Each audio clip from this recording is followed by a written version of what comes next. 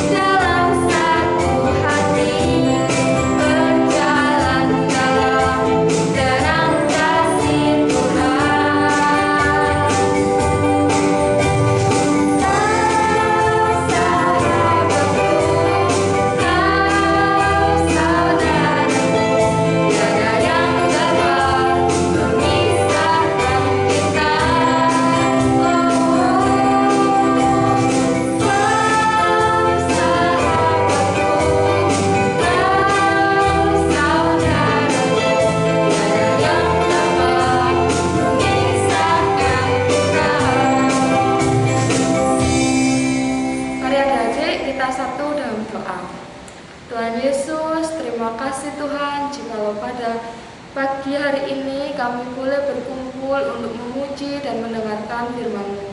Tuhan, sertai ibadah ini, kiranya ibadah ini boleh berjalan dari awal, pertengahan hingga akhir. Hanya di dalam nama Tuhan Yesus kami sudah berdoa dan mengucap syukur. Amin. Wah, adik-adik tahu nggak bulan ini bulan apa ya, Losa? Hari ini bulan apa ya Losa?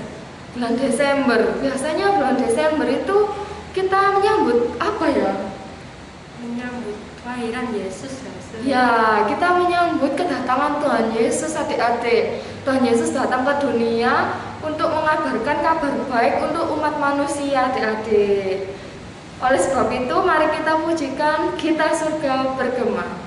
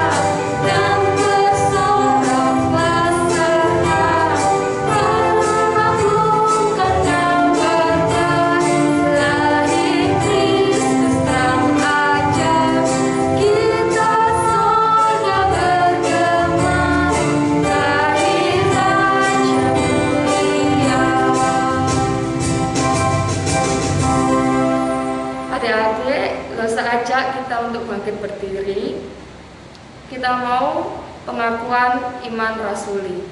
Pengakuan iman rasuli.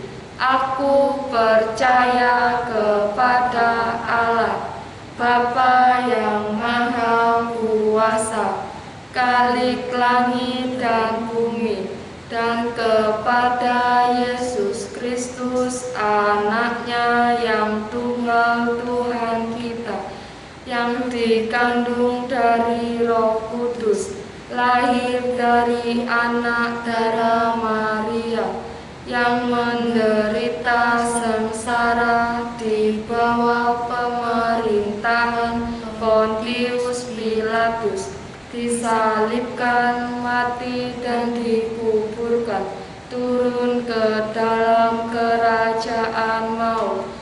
Pada hari yang ketiga, bangkit pula dari antara orang mati, naik ke surga, duduk di sebelah kanan Allah, Bapa yang Maha Kuasa, dan dari sana Ia akan datang untuk menghakimi orang yang hidup dan yang mati. Aku percaya kepada Roh Kudus, gereja yang kudus dan am, persekutuan orang kudus, pengampunan dosa, kebangkitan tubuh, dan hidup yang kekal. Amin. Adik-adik dipersilakan untuk duduk kembali. Tiba waktunya kita akan memberikan yang terbaik untuk Tuhan. Papa, Mama boleh membantu adik-adik untuk mentransfer uang persembahan melalui rekening gereja, atau bisa juga Mama dan Papa bisa bantu adik-adiknya untuk menyimpan uang persembahan di dalam amplop. Nanti waktu ibadah di gereja bisa diberikan ke gereja. Untuk mengiringi persembahan hari ini, mari kita pujikan hati yang gembira.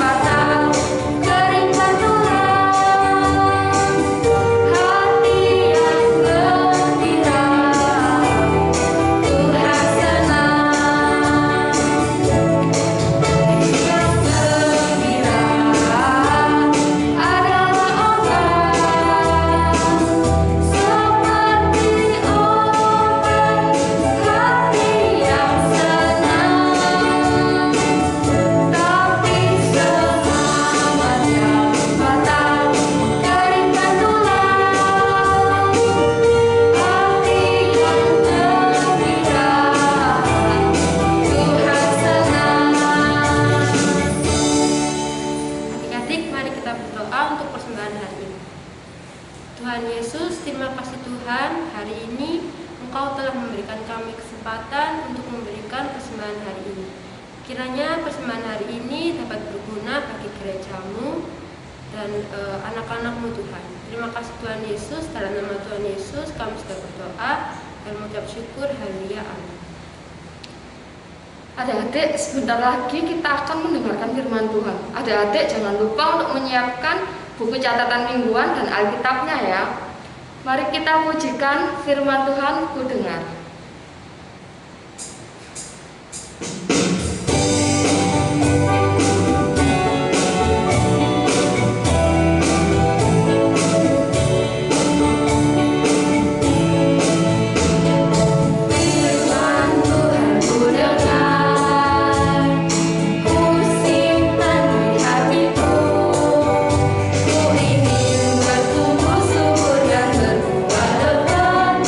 Yesus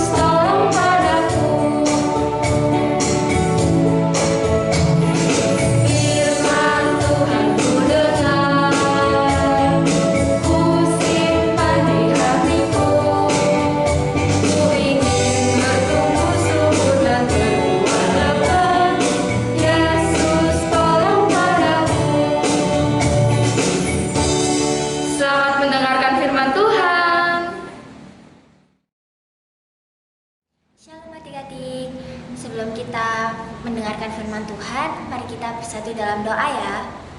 Tuhan Yesus, terima kasih Tuhan, pada hari ini kami boleh beribadah dan sebentar lagi kami akan mendengarkan kebenaran firman-Mu Tuhan. Kiranya Tuhan tolong kami supaya kami dapat mendengarkan dengan baik dan dapat melakukannya nanti di kehidupan kami. Terima kasih Tuhan Yesus, dalam nama Tuhan Yesus kami berdoa. Haleluya, amin. Nah adik-adik, pernah nggak orang tuanya adik-adik ini mengingatkan adik-adik kalau jangan bersepeda terlalu kencang atau berlari-lari terlalu kencang. Misalnya seperti, Niko, jangan lari-lari terlalu kencang nanti jatuh gitu ya misalnya. Nah biasanya kita kan tidak mendengarkan ya, karena sudah terlalu asik dan seru sama teman-teman yang lain. Nah terus apa akibatnya adik-adik? Kalau Lose dulu tidak mendengarkan dan akhirnya jatuh, terus lututnya luka.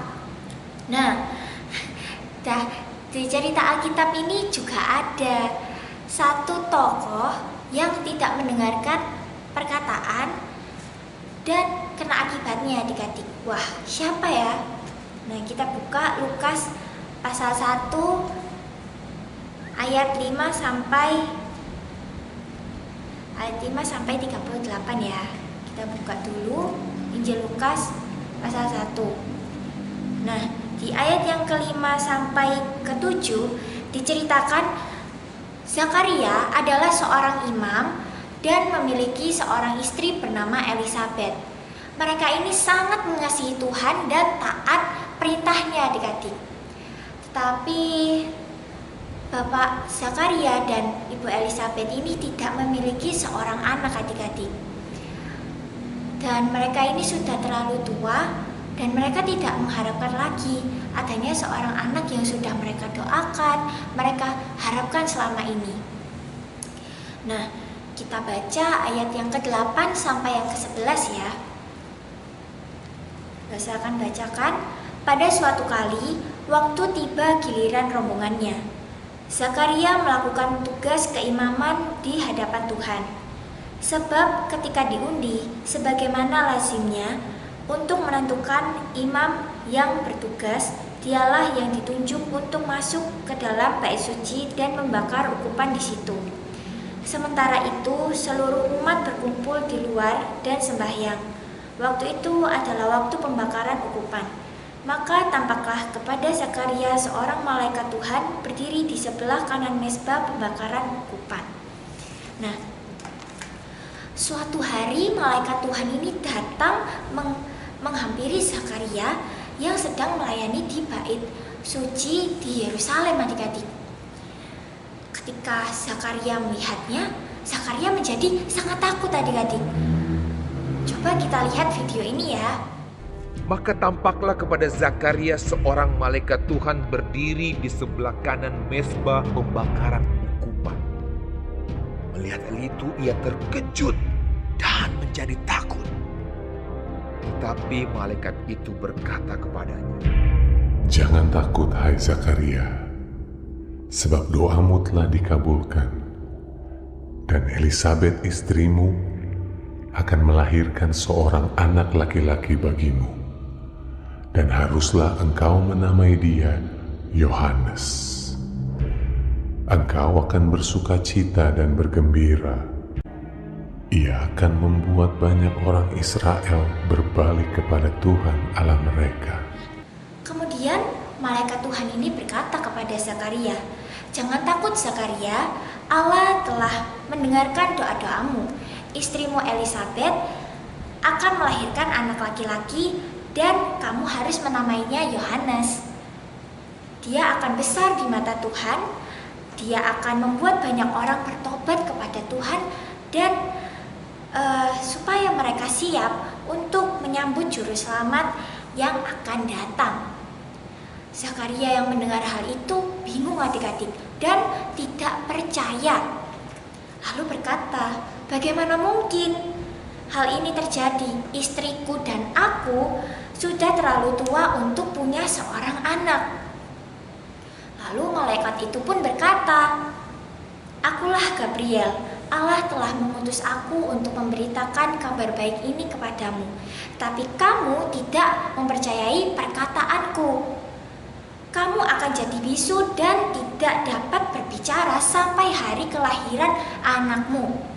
Wah, dan Zakaria pun benar-benar menjadi bisu adik-adik. Tapi dia terlihat sangat senang dan bahagia saat memberi isyarat-isyarat kepada pengunjung di bait suci. Nah, sehingga mereka pun tahu ada hal yang istimewa terjadi saat Zakaria ini berada di dalam bait suci. Coba kita lihat video ini. Lalu kata Zakaria kepada malaikat itu, "Bagaimanakah aku tahu bahwa hal ini akan terjadi? Sebab aku sudah tua dan istriku sudah lanjut umurnya." Jawab malaikat itu kepadanya, Akulah Gabriel yang melayani Allah, dan aku telah diutus untuk berbicara dengan engkau dan untuk menyampaikan kabar baik ini kepadamu.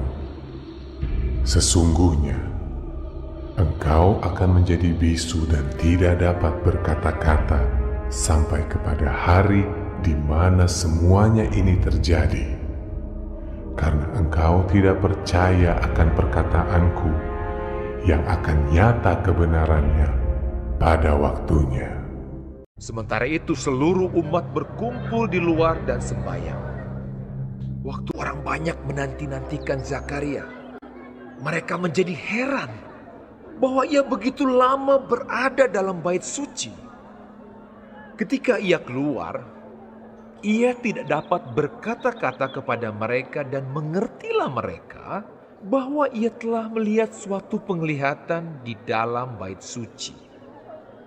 Lalu ia memberi isyarat kepada mereka, sebab ia tetap bisu. Nah, tak lama kemudian Elizabeth mengandung dan mulai mempersiapkan kelahiran anaknya, adik-adik. Wah, gimana ya perasaannya Ibu Elizabeth ini? Dia sudah menantikan selama bertahun-tahun dan akhirnya doa yang dipanjatkan kepada Tuhan dan hal yang diharapkan akhirnya terjadi, adik-adik. Ibu Elizabeth ini sangat senang dan bersyukur kepada Tuhan. Nah, sementara itu malaikat Gabriel ini juga menghampiri orang lain, adik-adik. Seorang wanita muda, seorang perempuan muda di di desa Nazaret, adik-adik. Dalam Lukas 1 ayat 26. Coba saya akan bacakan. Lukas pasal 1 ayat yang ke-26. Dalam bulan yang ke-6, Allah menyuruh malaikat Gabriel pergi ke sebuah kota di Galilea bernama Nazaret. Ayat yang ke-27, kepada seorang perawan yang bertunangan dengan seorang bernama Yusuf dari keluarga Daud, nama perawan itu Maria. Malaikat yang datang itu pun berkata, adik-adik, "Salam, hai engkau yang dikaruniai, Tuhan menyertai engkau." Nah, Maria yang mendengar hal itu terkejut dan bingung, adik-adik. Kemudian malaikat ini pun berkata lagi, "Jangan takut, hai Maria, sebab Allah telah memilih engkau untuk menjadi ibu dari bayi yang bernama Yesus. Ia akan menjadi besar dan akan disebut Anak Allah yang Maha Tinggi, dan kerajaannya takkan berkesudahan." Maria pun ingin tahu lebih lagi tentang rencana Allah dan bayinya tersebut, adik-adik. Kemudian berkata, bagaimana mungkin hal itu terjadi, sedangkan aku ini belum bersuami? Lalu jawab malaikat itu, adik-adik, Roh Kudus akan turun atasmu, dan anak yang akan kau lahirkan itu akan disebut Anak Allah. Bahkan Elizabeth, saudaramu itu, akan mengandung dan melahirkan seorang anak laki-laki. Allah dapat melakukan segala sesuatu, dan bagi Allah tidak ada yang mustahil. Maria pun menjawab, "Sesungguhnya aku ini adalah hamba Tuhan. Terjadilah padaku menurut perkataanmu." Nah, Lalu malaikat yang datang tadi pergi meninggalkan Maria. Lalu Maria pergi ke tempat tinggal saudaranya, yaitu Elisabet, adik-adik. Kedua wanita ini sangat gembira. Lalu Elisabet dipenuhi Roh Kudus serta berkata kepada Maria, "Siapakah aku ini sampai ibu Tuhanku datang mengunjungi aku?" Maria menjawab dengan nyanyian syukur yang indah, adik-adik. Nah, Maria dan Elisabet ini tidak pernah merasakan sukacita yang seperti ini, adik-adik. Mereka tahu Allah sedang menggenapi janjinya untuk mengutus juru selamat yang akan menyelamatkan seluruh umat manusia, adik-adik. Nah, dalam cerita hari ini banyak kata Tuhan yang sering digunakan. Malaikat Gabriel berbicara tentang Tuhan. Maria menyebut dirinya ini adalah hamba Tuhan. Kemudian Elisabet memanggil Maria ini ibu Tuhannya. Kata Tuhan amatlah penting, adik-adik.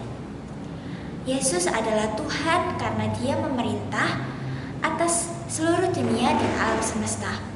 Dialah pemilik segalanya. Terpujilah Tuhan karena mengutus anaknya untuk menjadi juru selamat kita semua. Nah, adik-adik, dari cerita tadi kita dapat tahu ya bahwa tidak ada hal yang mustahil di hadapan Tuhan.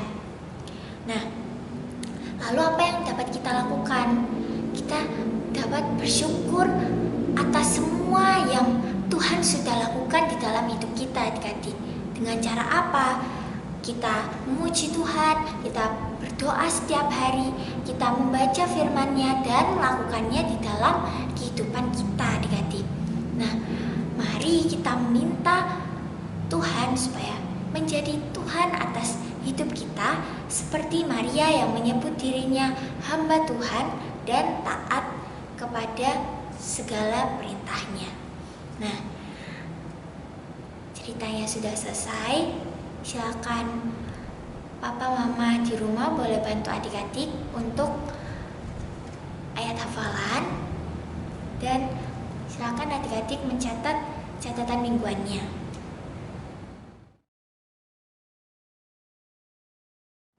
Sudah selesai, mari kita bersatu di dalam doa. Tuhan Yesus, terima kasih Tuhan atas firman-Mu yang sudah kami dengarkan pada hari ini, Tuhan. Tuhan Yesus, tolong kami supaya kami dapat melakukan firman-Mu, Tuhan, supaya kami dapat lebih lagi bersyukur atas segala yang Kau lakukan di dalam hidup kami, Tuhan. Terima kasih Tuhan Yesus. Sebentar kami akan melanjutkan ibadah kami, Tuhan. Di dalam nama Tuhan Yesus kami berdoa. Haleluya, amin. Nah, adik-adik tadi kan sudah dengarkan firman Tuhan nih. Jangan lupa ya firman Tuhannya dilakukan di kehidupan sehari-hari. Nah, sebelum menutup ibadah pada hari ini, mari kita sama-sama pujikan terima kasih Tuhan.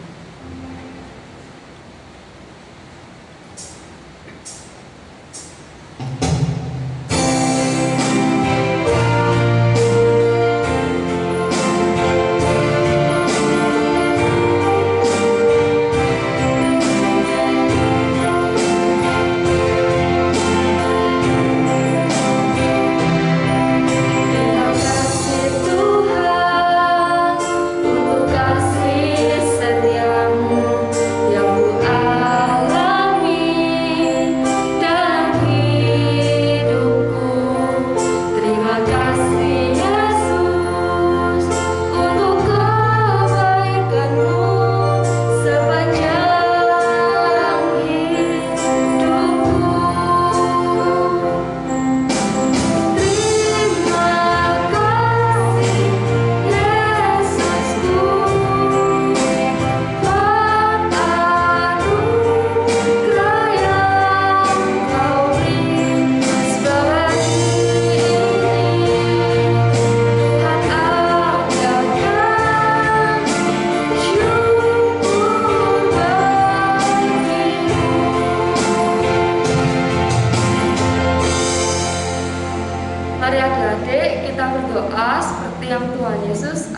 Tuhan kepada setiap muridnya demikian.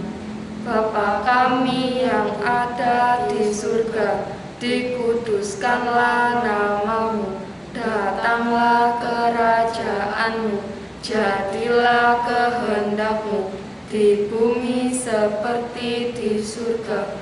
Berikanlah kami pada hari ini makanan kami yang secukupnya, dan ampunilah kami akan kesalahan kami, seperti kami juga mengampuni orang yang bersalah kepada kami. Dan janganlah membawa kami ke dalam pencobaan, tetapi lepaskanlah kami daripada yang jahat, karena Engkaulah yang mempunyai kerajaan dan kuasa dan kemuliaan sampai selama-lamanya. Amin. Sampai jumpa minggu depan.